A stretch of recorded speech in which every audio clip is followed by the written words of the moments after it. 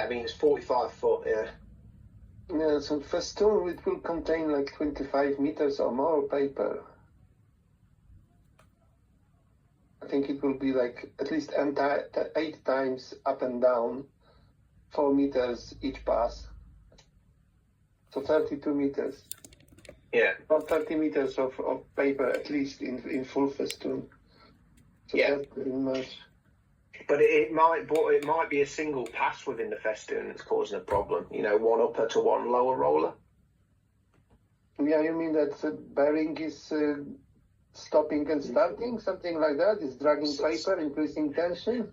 Well, I don't know what, but Yeah, I just can't think of anything else in the machine that would play out to that kind of interval, Daniel, repeating.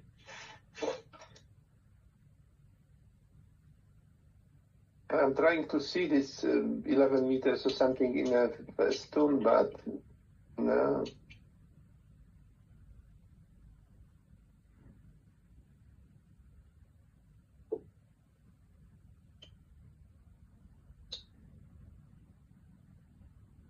But surely if we just go over the top roller on the first roller in, go to the bottom of the festoon, just pass right the way through the bottom of the festoon up to the outfeed, we've missed all of that up and down for 6 or 7 of the rolls. Yeah, I think the only thing that concerns me, Joe, is whether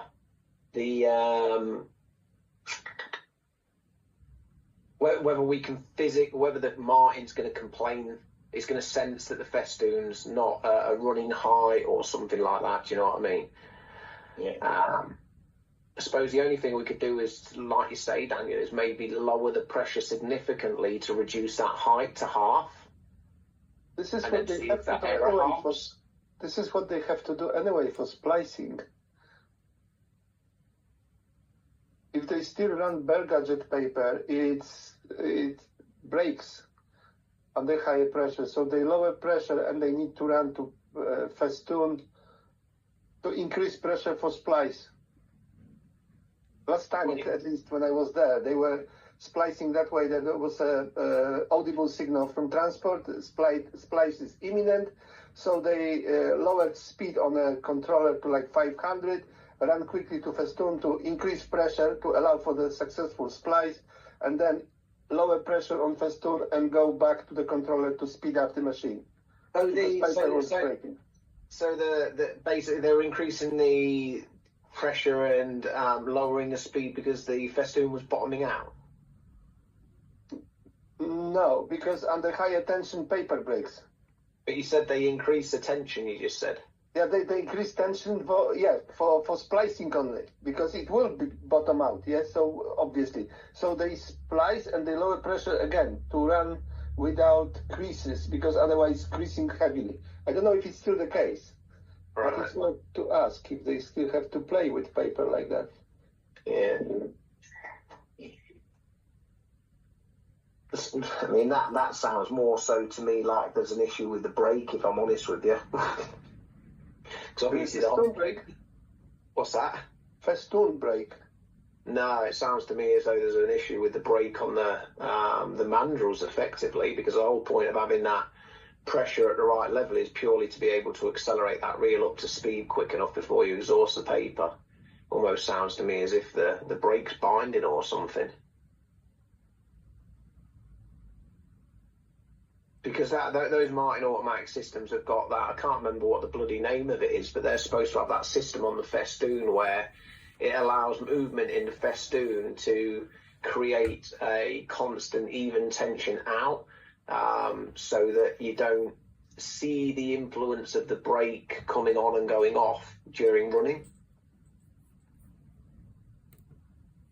So that's a festoon task, right? There is that adjustment system which works on pressure. You set the desired pressure, but if it goes higher or lower, machine engages or disengages the brake.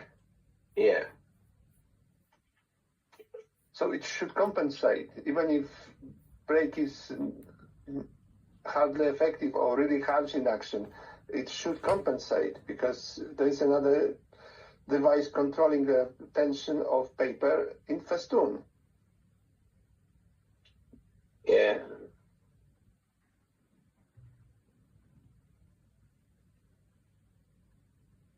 All right, I'll have a chat with John about it, but as I say, for me, this isn't a issue we can't resolve. It's not a job content issue. There's something wrong in this system. Maybe the next thing is to try and get comparative data off of Press 3 and see if it is the same or see whether there's a difference. It might be that both of them have got defective or issues within them, but maybe not exactly the same. And then obviously, if we can get that job run under the same circumstances on the standard Prosper 6000, that should tell us this is where we should be with this job.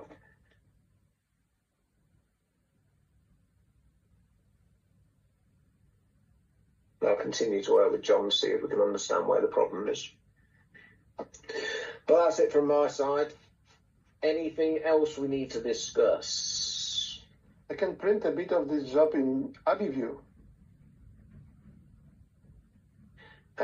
On Press 2, potentially, yes. Because that's got the GSS unwind on it. Yeah. That's a good idea. Let me check with Stuart. Oh, no, it's Peter that's there. And Guillaume.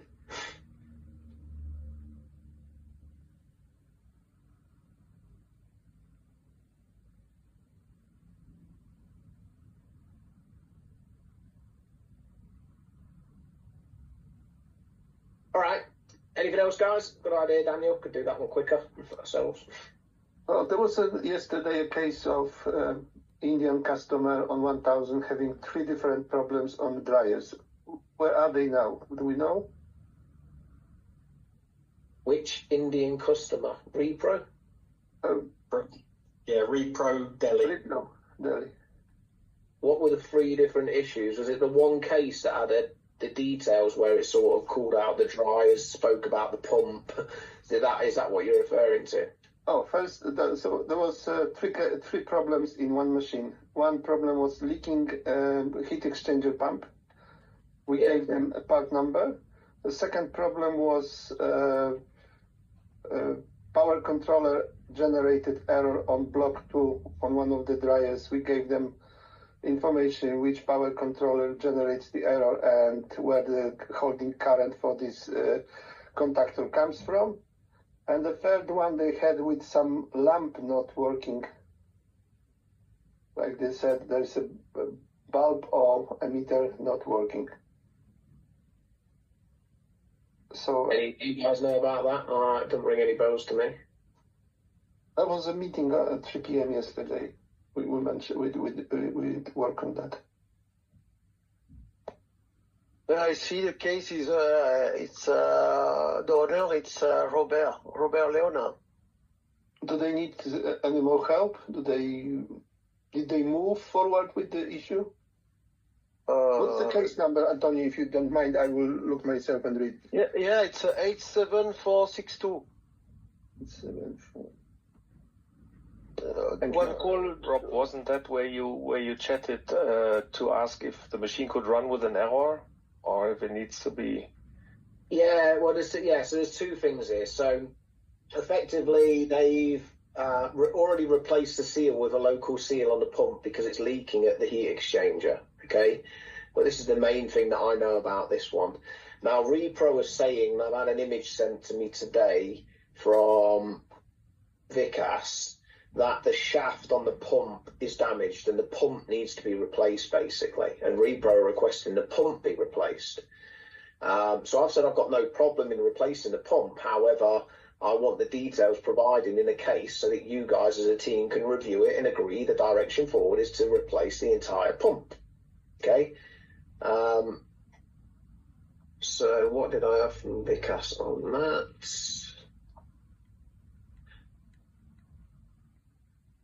No, it's not there. It'll be the India FST one. So this is what Vikas sent me.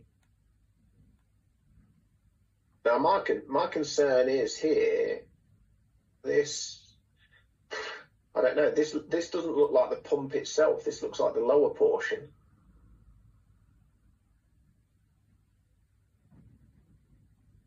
Sorry, yeah, maybe it's the pump, not the motor. So I think, if I remember right,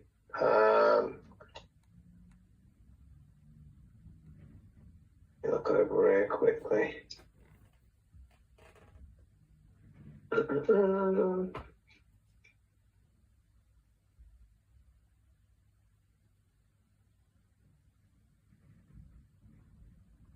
Can't find it. Ahmed sent a couple of images in response to that message yesterday of the heat exchanger pump.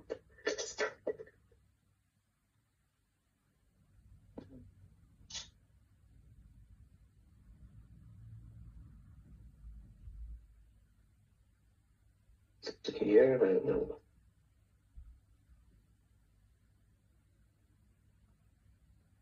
Oh, I can't find the bloody chat that it was responded in.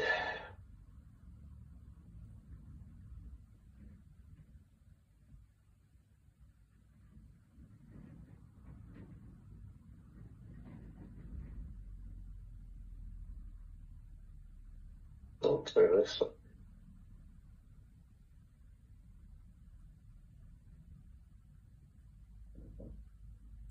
Can anyone else see that image that Ahmed sent us all yesterday?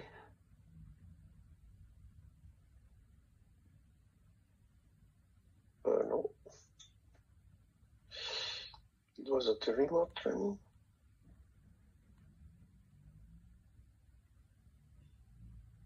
That's supposed to be in that 87462 case? No. It was in the remote support first line afternoon meeting chat. Oh. Yeah, he sent a, Yeah. he just sent a picture for the heat exchanger. That's it. Yeah.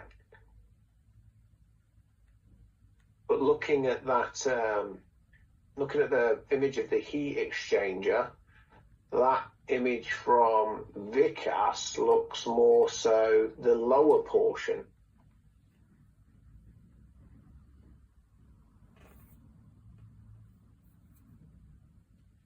So if you've got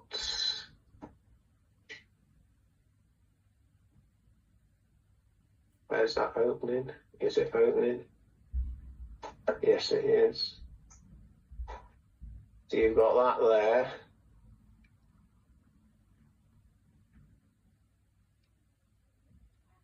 And then there is the one from Ahmed.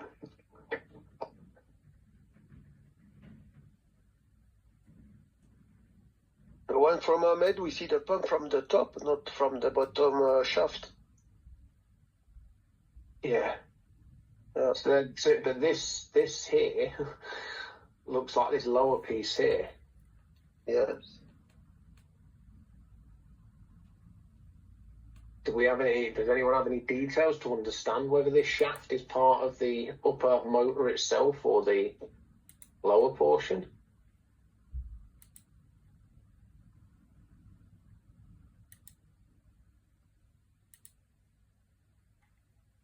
Joe, do you remember if we or anybody took pictures at was it Ciscar back then? Yeah, and nobody took it apart. They just saw it was leaking, called the local guy in, and he came in, but I wasn't there when the guy came. Yeah.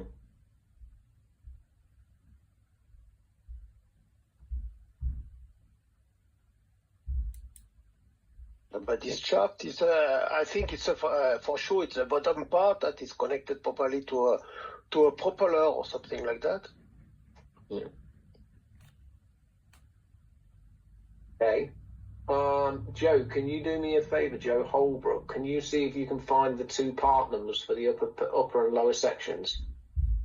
Yeah. Okay. But on that one, that's the main thing I know about that case, and that's what's being asked for at the minute, Daniel. Whether there's more to it than that, I'm not sure. At the moment, they're not running, but they are loading data into the DFE. Okay. So looks like they're loading up the jobs in preparation. So Yeah, I mean, at this point in time, it's not stopping them running necessarily, but it is causing them problems. The other question was around, I have a feeling, but I'm not 100% sure, if we were to tell the system in the controller application under the service section that it did not have a heat exchange installed, would we ignore the errors from the heat exchange if it went into an error? Or would it have to be electrically bypassed? There is a cable running from the pump, well, the heat exchanger to the dryer. Yeah. So we'd have to loop that out, I would have thought.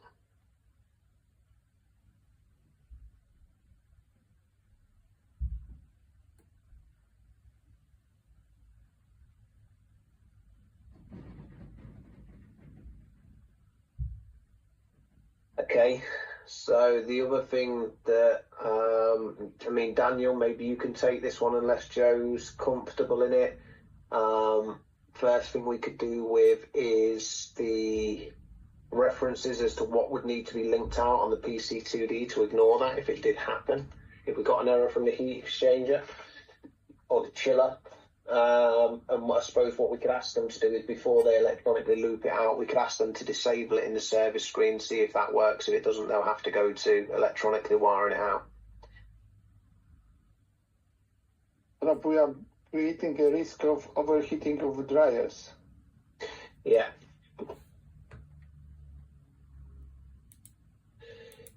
Yeah, we discussed that yesterday, and I was of the opinion that we shouldn't be doing that. Okay. All right, if that's consensus, that's what it is, then we need these two part numbers ASAP so we can understand the availability of them and get them out there ASAP, please, Joe. Yeah. Right. Sure. See if I can find them numbers. Right. Anything else, guys?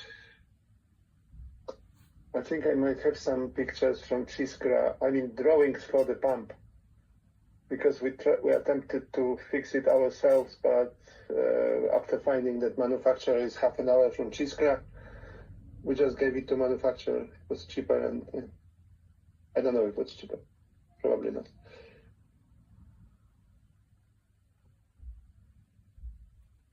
Somehow I believe that I have these pictures somewhere, technical drawings of this pump. Okay, perfect. Yeah, I'm not sure if I can find it or if it's just something I think I have. Okay. All right. Anything else?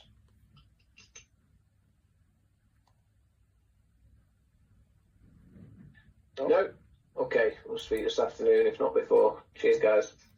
Yes. Thank you. Bye. Bye now. Thank you. Bye. Bye. Bye.